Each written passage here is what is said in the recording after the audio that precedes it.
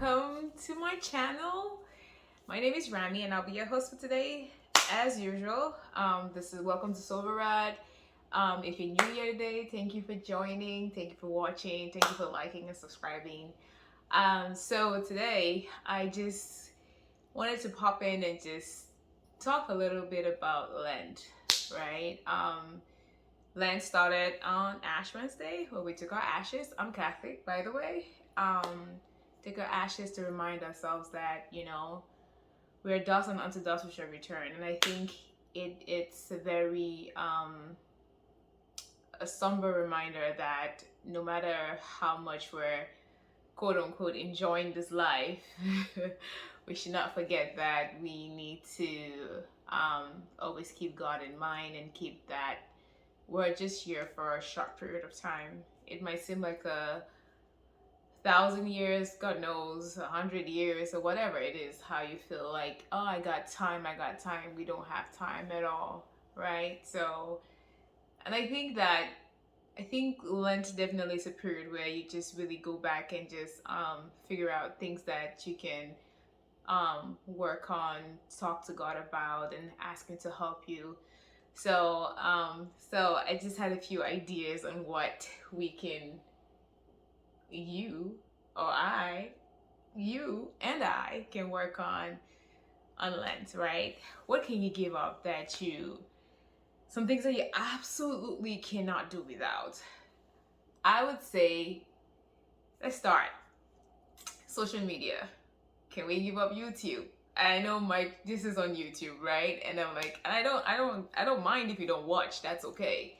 If you've given up YouTube, then so be it. Give up YouTube. If it's something that you're like, okay, I'm too addicted to it, then give it up. You can give up YouTube. You can give up the TV. I also think that, and this is something that I thought about the other day, like, I'm always on my phone doing nothing, right?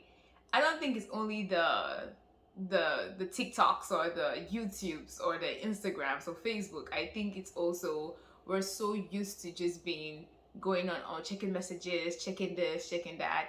Of course, there are people who are extremely busy who never do that, right? Or they don't have time for it, right? The work takes up the time that the only time that they really have to maybe check their phones is like maybe during a short break or they're eating something. But some of us, it's like you're even at your desk, you're like constantly looking. I know I'm always constantly looking at my phone. So it's like, okay, what can I do to not constantly look at my phone? And I think that's such a discipline that, I don't know how I'm going to do it, but if you have any thoughts and suggestions, please let me know in the comment box below on what I can do to stop that. And okay, you can give up shopping for for this Lent period, 40 days. I know minus a few days since it started on Wednesday already. Give up shopping.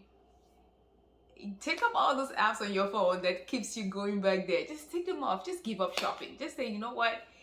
I'm not gonna shop. You can give up sweets. If you're a chocolate person or you're a sweet tooth person, give up sweets. Like, you know what? I'm not gonna do all of that. I'm not gonna eat sweets anymore.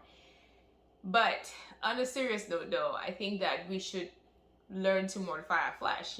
Let's fast more, right? Like, I don't know if you Catholics know this, but traditionally you're supposed to fast Wednesdays and Fridays. Wednesdays being that's the day Judas betrayed Jesus, and then Fridays, of course, the day Jesus died.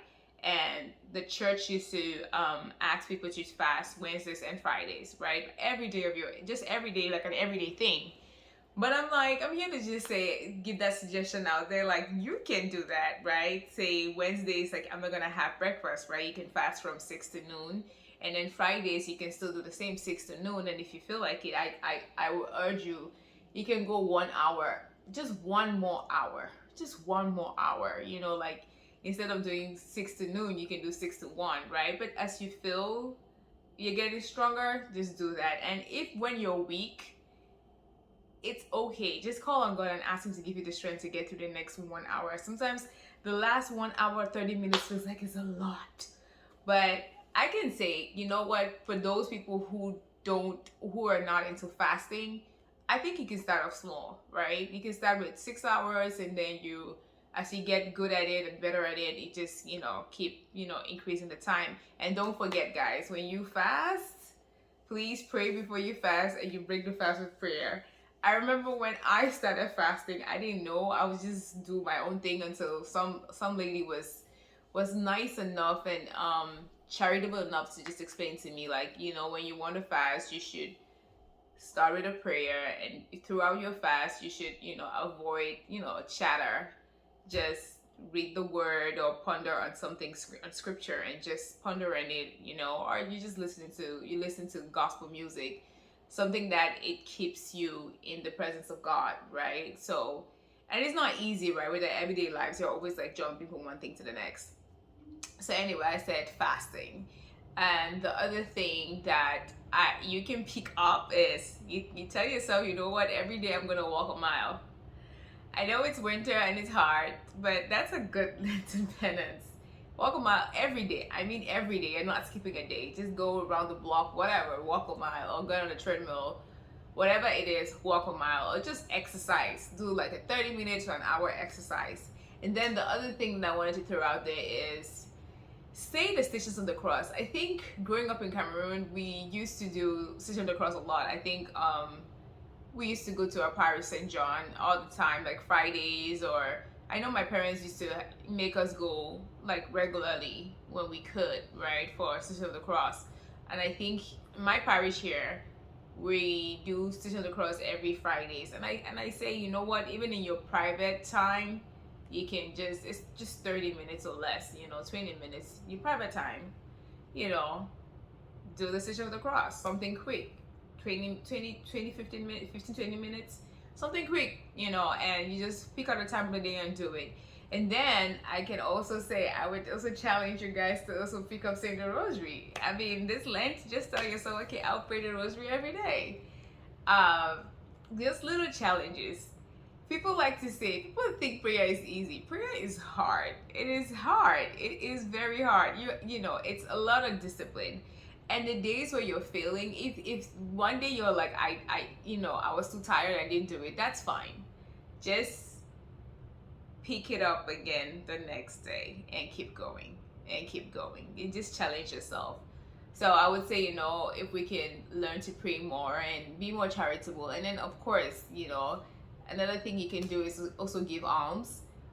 Giving alms, not necessarily in church, but to poor people.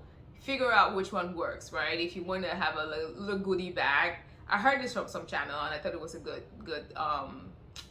good idea. Have a little goodie bag where you have, some like a little bottles of water, some food or fruits or whatever, and just package it up. When you see people on the streets that don't have, you give it to them.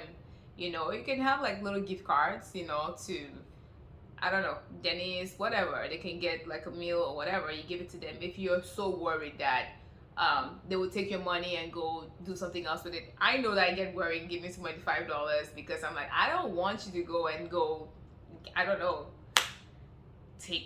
get more drugs or something. It's like, if you're really hungry, let's get you food, right? So I think these are some suggestions that you can do for Lent. Let me know your thoughts in the comment section. Like, what would you do? Like, other suggestions on how we can make Lent better. Another thing too that I heard was taking cold showers, and I was like, okay, taking cold showers for Lent, that is gonna be interesting. It's hard, but it's doable if that's what you want to do. Tell yourself, okay, I'm gonna take only cold showers for Lent.